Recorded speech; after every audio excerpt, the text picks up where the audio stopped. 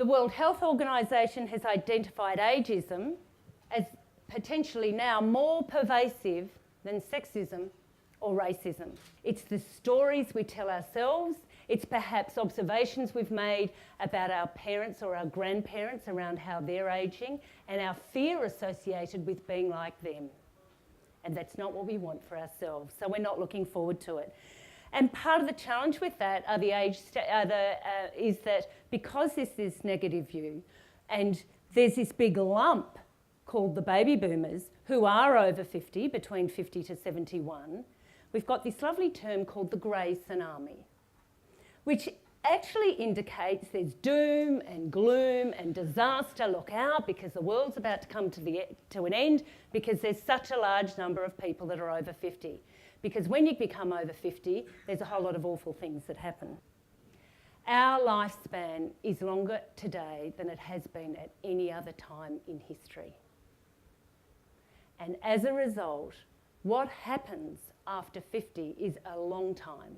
And actually, on today's average lifespan at 61, you potentially have, on average, another 20 years. In Australia, a third of Australia's population is over 50. Now, really importantly, from a research perspective, 80% of that population are baby boomers. And that's why baby boomers are spoken about so much within this context. Again, based on the average lifespan in 1946 of 66, you probably didn't really need to have a box on your survey that went much past 65, because you'd be dead in 12 months on average. I think as a research industry, we have a responsibility to change the conversation with our clients. We need to look at what we're doing with our research techniques. Why would we bother wanting to do this, apart from the fact that there is a massive business opportunity here?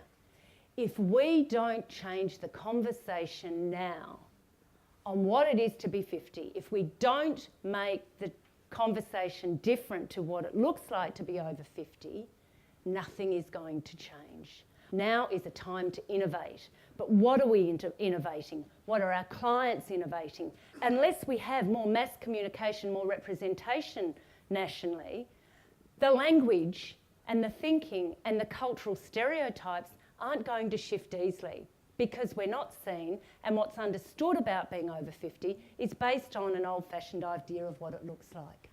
When I speak with people in their 50s, one of the comments they make is that they're largely invisible.